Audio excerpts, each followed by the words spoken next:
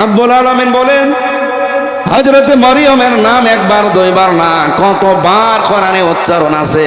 কারণ পৃথিবীতে সবচাইতে গুরুত্বপূর্ণ একটা মেয়ে লোকের জীবনে যেটা স্বামী, সেইটা তার ছিল না।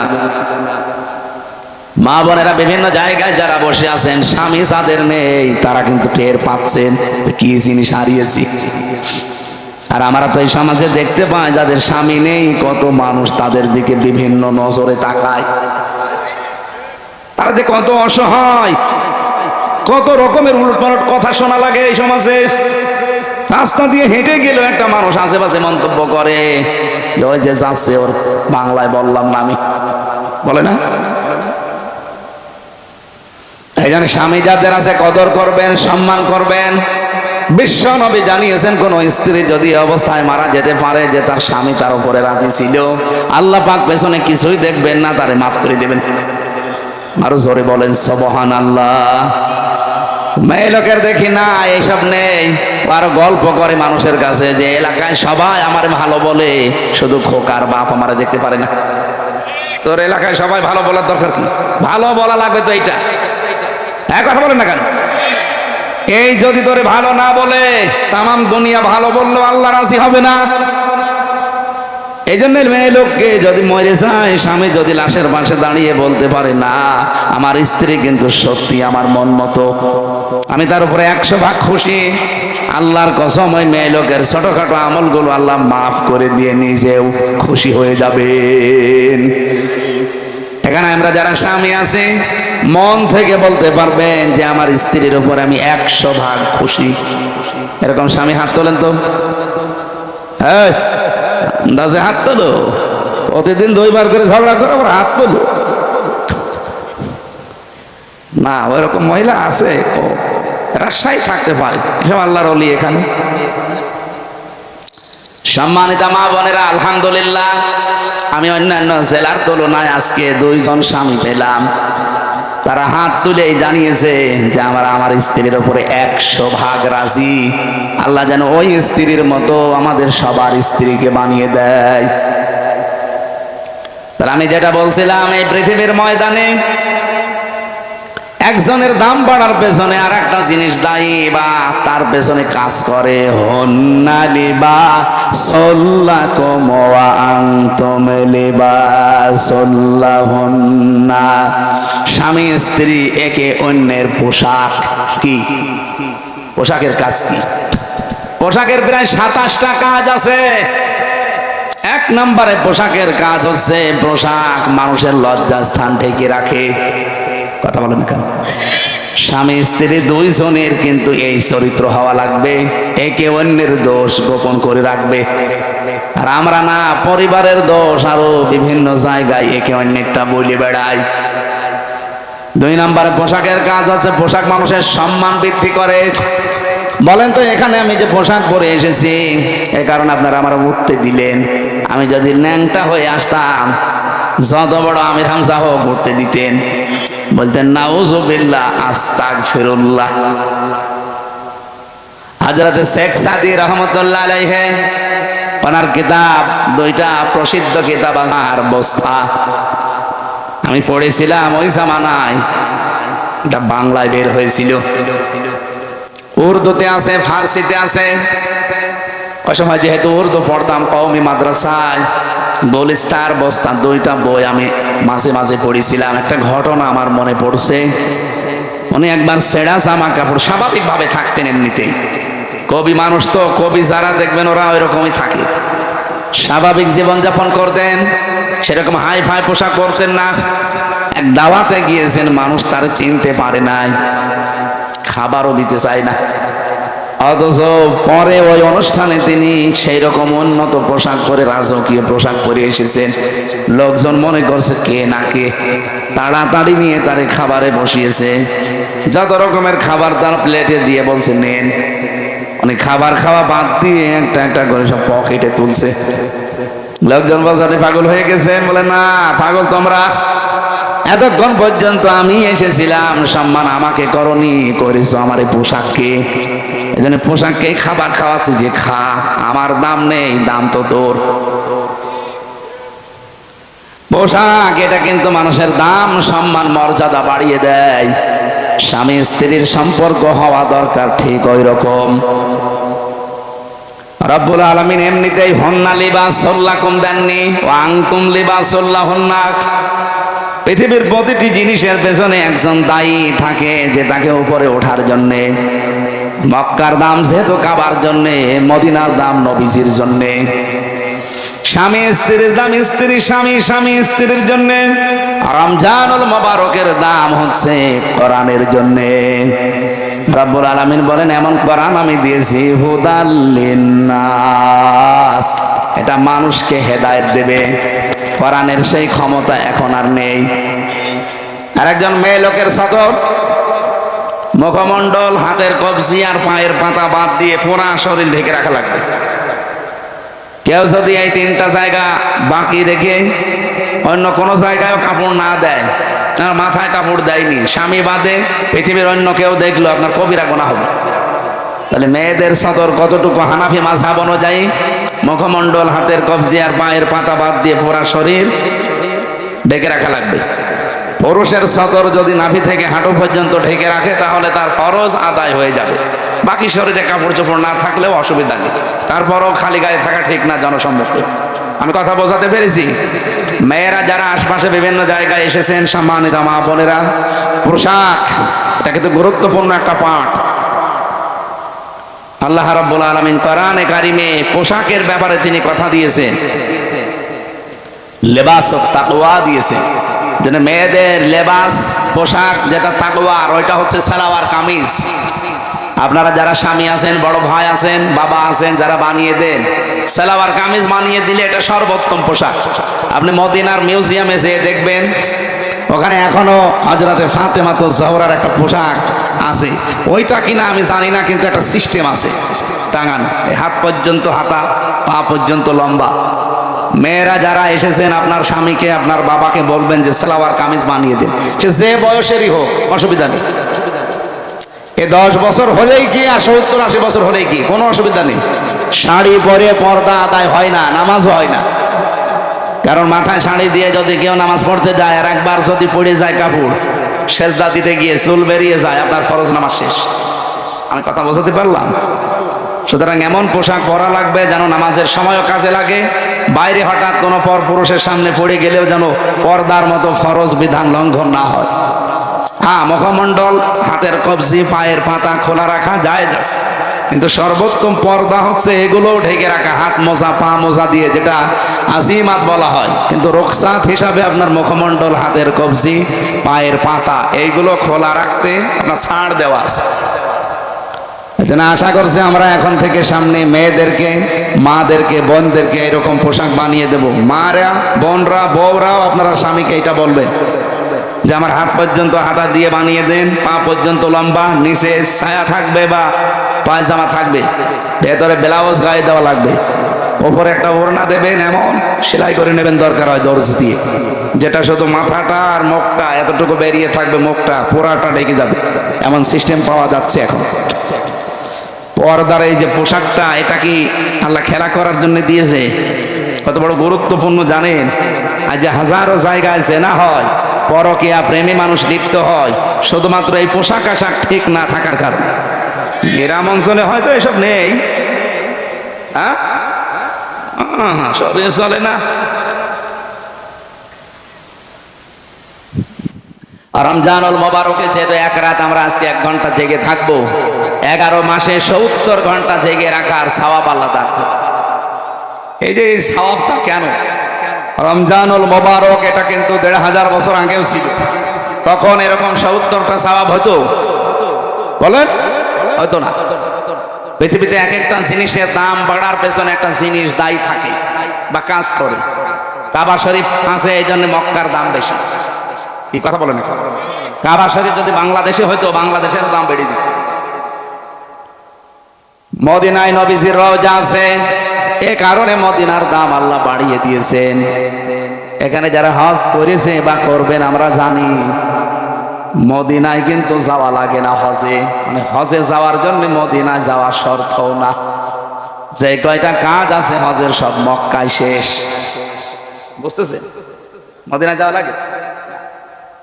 এরপরও পৃথিবীর যত মানুষ আছে যায়, আমি তো দেখেছি কোন মানুষ মদিনা না ঘুরে আসে না। আমি 16 সালে গিয়েছিলাম, আমি দেখেছি মানুষ অন্তত 40 ওয়াক্ত নামাজ, তার মানে 8 দিন 50টা, এই 8টা দিন মদিনার মসজিদে, নবীর এই মসজিদে যেভাবেই হোক কাটায়। একটাই কারণ হচ্ছে সেখানে আমাদের নবী, যার সার্টিফিকেট ছাড়া, যার সিগনেচার ছাড়া কেউ জান্নাতে যাবেন না, সেই লোকটা ঘুমিয়ে আছে।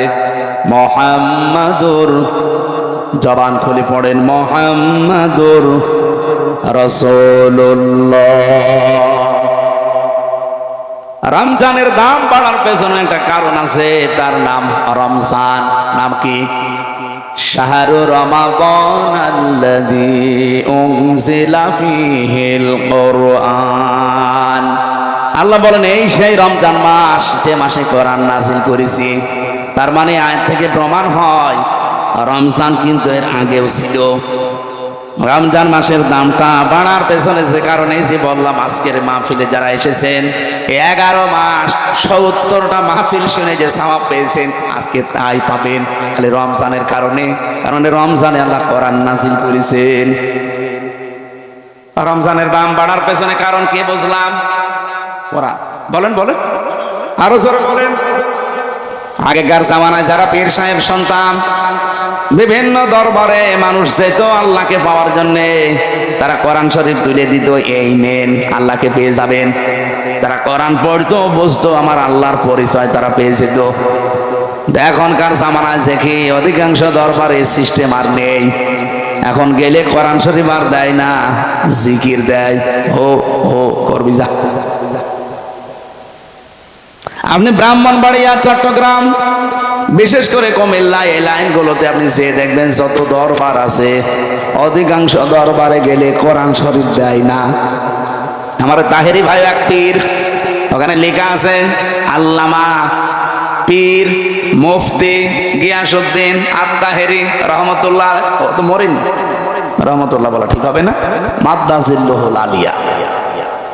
এর কাছে যারা যায় ওকে কোনোদিন কোরআন শরীফ তুলে দেবে, কারণ ও নিজেই দেখি কোরআন শরীফ পড়তে পারে না। ওর যা তেলাওয়াত, আমার ছোট মেয়েও হাসবে। কি আমি তো নিজে দু একটা শুনেছি, ওনার যা তেলাওয়াতের সিস্টেম, আমার ওই যে ছোট মেয়ে যেটা ফারিহা জান্নাত, ওইটাও হাসবে। এ পড়া হইল, আমার আব্বার পড়া মাঝে মাঝে শুনি তাই হাসা, যে কি পড়ছে দাদা। কোরআন শরীফ পড়তে হলে যে নিয়ম নীতিগুলো আগে জানা লাগে, ওটা আমার মেয়ে জানে, কিন্তু আমার বাবা জানে না। বাবা এই 64-65 বছর বয়সে এখন আবার নতুন করে আলিফ বা তা সা শিখতেছে। উনি আপনাদের মতো গ্রাম্য মানুষ, কৃষক, এতদিন হয়তো পড়েনি বা সে সময় দেয়নি। এখন এই বুড়ো বয়সে এসে আমি তা তাগিদ দিয়েছে যে পড়াই লাগবে, টাকা পয়সা খরচ হয় হোক, আপনাকে শেখা লাগবে মরণের আগে কোরআন। যেহেতু রমজানুল মোবারক এসে গেছে, 1 মাসে হুজুরকে দরকার হয় আপনি রেখে দেন। এখন পড়তেছে, আশা করছি উনিও পারবে। পীরের দরবারে আগে গেলে তারা কোরআন তুলে দিত, মানুষ পড়ে পেয়েছে তো আল্লাহকে। এখন যেহেতু কোরআন দেয় না, এই জন্য আল্লাহকে অধিকাংশ দরবারে পায় না। পায় কি? গাঁজা। আর কথা বলে না কেন? আপনি দেখছেন এখন বিভিন্ন জায়গায় যৌথ বাহিনীর রেড দিচ্ছে, অধিকাংশ দরবারগুলো আপনি 113টা দরবারই দেখলাম, এগুলো সব ব্যাংকে গড়িয়ে দিয়েছে অলরেডি। কারণ এখানে সব জেনা, ব্যভিচার আর গাঁজা খাওয়ার আড্ডাখানা। কোরআন শরীফের কোনো নিয়ম সেখানে পাওয়া যায় না, তো নাম কিন্তু পীরের দরবার, শাহেন শাহে দরবার।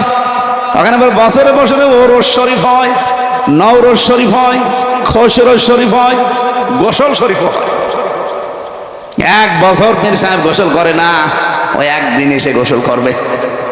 ওই গোসলের পানি নিয়ে তার মুরিদের মা, বোন, ভাবি যা আছে সবাই আল্লাহর নাম নিয়ে নাকি খায়, বিসমিল্লাহ বলি। নাউজুবিল্লাহ। 1 বছর গোসল না করলে আমার মনে হয় ওর কাছে শয়তানও বেরবে না। ওটা কি গন্ধ, পাটা তো কি। আর এই লোকেরা যদি গোসল করিয়ে সেই পানি, আমার মনে হয় পানির কাছেও যাওয়া ঠিক না। বলে 2-3 দিন গোসল না করলে তাকে এমন লাগে শরীরের ভেতরে। আর শয়তান 1 বছর কত কিছু যে কত কিছু হয়, আমি নিজে নামলাম না। আমি যেটা বসে তা যাই, কোরআন আল্লাহ দিয়েছেন মানুষকে হেদায়েত দেওয়ার জন্য, সেই ক্ষমতা এখনো কোরআনের আছে। এই জন্য প্রথম আয়াত কি কোরআনের? যালিকাল কিতাবু লা রাইবা ফীহ। এই যে কিতাবের আগে আলিফ লাম আছে। আপনারা কি গল্প পেছনে আমার কানে আওয়াজ আসে, এটা বন্ধ করেন তো একটু। ওদের সামনে নিয়ে আসেন, ওদের সামনে নিয়ে আসেন। থাক। এই আপনারা আবার গিয়ে বিড়ি খেতে যাচ্ছে নাকি? হ্যাঁ, রমজান মাসে, রমজানে ওপেনে দুই নিকৃষ্ট মহিলা বিড়ি খাচ্ছিল, কি আপনারা দেখেননি? এরা আবার এখন ফতোয়াবাজি করছে। স্বরাষ্ট্র উপদেষ্টার পদত্যাগ চায়। স্বরাষ্ট্র উপদেষ্টা যা বলেছে ঠিক বলেছে, যে পাবলিক প্লেসে আপনি রোজার মাসে ধূমপান করবেন, মানে এখনো পর্যন্ত আইন আছে যে 50 টাকা জরিমানা যদি ওপেনে কেউ সিগারেট খায়, বিড়ি খায়, নেই। আর ওরা মেয়ে লোক, ওকে মেয়ে লোক বলা যায়? ওর স্বামী যদি বিড়ি মিড়ি খায় তাও তো একটু হালকা মেনে নেওয়া যায়। আর শয়তান মহিলা, ওরে চিরিয়ে ফেলা দরকার শয়তানগুলো। আবার সোশ্যাল নাম নিয়েছে, এগুলো বাংলাদেশের জন্য ক্যান্সার। আমরা স্বরাষ্ট্র উপদেষ্টা যিনি আছেন জাহাঙ্গীর আলম ভাইকে ধন্যবাদ জানাই, এরকম কড়া কথা বলেছেন আপনি, আলহামদুলিল্লাহ। আরো শক্ত হওয়া দরকার আপনার। ঘোষণা দিয়েছে যদি কোনো চাঁদাবাজ, কোনো ছিনতাইকারী, কোনো ডাকাত, কোনো চোর ধরা পড়ে, বিচার লাগবে না, সঙ্গে সঙ্গে বিসমিল্লাহি ওয়া আলা মিল্লাতি রাসূলিল্লাহ বলে মাটি নিচে দিয়ে দেবে। মিনহা খলাকনাকুম বলার দরকার নেই, কারণ এগুলো সমাজের জন্য ক্যান্সার। আর এগুলো করছে কারা আমরা খুব ভালো করে জানি। এই মহিলা পালিয়ে যাওয়ার পর থেকে প্রায় 27টা কুলু তৈরি করেছে কি করে দেশকে অশান্ত করা যায়। যাওয়ার আগে আইজিপি কে বলে গিয়েছিল, আমি যাবার পর 1 মাসের ভেতরে বাংলাদেশের অবস্থা এমন করবা যেন দাঁড়িয়ে থাকতে না পারে। শয়তান, ওকে মহিলা শয়তান, শয়তান মহিলা। আমরা কোরআনে কারিমের সূরা ইউসুফের তাফসীর পড়েছি, শয়তান 2 প্রকার, একটা মানুষ শয়তান আর একটা জিন শয়তান। কি এই মানুষ শয়তানের ভেতরে আবার 2 প্রকার, একটা পুরুষ শয়তান, একটা মহিলা শয়তান। মহিলা শয়তান এত ভয়ঙ্কর, কোরআনে কারিমে আল্লাহ যেখানে মহিলাদের চক্রান্তের কথা দিয়েছেন সেখানে এমন নাম দিয়েছেন, ইন্না কাইদা কুন্না আযীম। আল্লাহ বলেন মেয়েদের চক্রান্ত বড় ভয়ঙ্কর। আযীম শব্দ যেখানে সেখানে আল্লাহ লাগান না, আমাদের নবীর চরিত্রে একবার লাগিয়েছেন, ইন্নাকা লাআলা খুলুকিন আযীম। এমন মহান চরিত্র আপনাকে দিয়েছি, কিয়ামত পর্যন্ত মানুষের কুল কিনারায় পাবে না। এই জন্য আযীম এটা আল্লাহর নাম, যেখানে সেখানে আল্লাহ দেয় না। অথচ মেয়েদের চক্রান্ত, এই কথা বলতে গিয়ে আমার আল্লাহ, এটা যদিও জুলাইখার নামে নাজিল হওয়া, কিন্তু কায়দা কন্যা এটা কিন্তু বহু বচন। এই কথা বুঝতেছেন?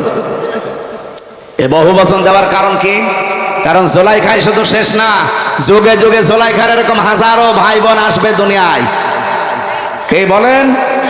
জুলাইখা যেমন ষড়যন্ত্র করেছিল নবীর বিরুদ্ধে, জুলাইখার বোন যারা আসবে কিয়ামত পর্যন্ত এরাও ষড়যন্ত্র করবে নবীর ওয়ারিসদের বিরুদ্ধে।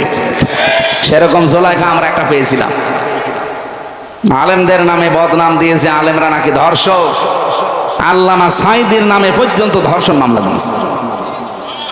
যেই মহিলাকে সাজিয়ে নিয়ে এসেছিল পিরোজপুর থেকে, যে বলবেন যে আমাকে ধর্ষণ করেছে, অ্যাডভোকেট তাজুল ইসলাম আদালতে জিজ্ঞাসা করেছে যে মেয়ে আপনাকে কি মাওলানা সাঈদী ধর্ষণ করেছে? বলছে জি হ্যাঁ। আপনার ওই সময় বয়স কত ছিল, আপনি জন্ম তারিখ বলেন? বলছে 1975 সালে আমার জন্ম। ধর্ষিতা হয়েছেন কত সালে? 1971 সালে। অ্যাডভোকেট তাজুল ইসলাম বলেছিল যে মাননীয় আদালত তাড়াতাড়ি এই পয়েন্টটা লিখে, এ মহিলার জন্ম 75-এ, ধর্ষিতা হয়েছে 71-এ, ওইটাকে রুহের জগতে। ওই দিনই মামলার হিসমিস হয়ে যাওয়ার কথা না? করবে কে? বানানো তো সব বানানো, হাসিনার সব বানানো, বিচার ব্যবস্থাও বানানো, বিচারপতিও বানানো, প্রসিকিউটর বানানো, সাক্ষীও বানানো, বাদীও বানানো, সব বানানো, মহিলাও বানানো। নাই তো 75-এ জন্ম নিয়ে 71-এ ধর্ষিতা হয়, ওটা হলে নাই রুহের জগতে হতে পারে। কিন্তু মামলাটা আর হিসমিস হয়নি, কারণ বিচারপতি যারে বানিয়ে রেখেছিল কালামানি, ওর বিসি উড়িয়ে গেছে। শয়তান, ওর বিসি উড়িয়ে দিয়েছে। সিলেটের মানুষেরা পালিয়ে যাচ্ছিল, আমার সামনে পড়লে আমি গোড়া থেকে কেটে দিতাম। শয়তান।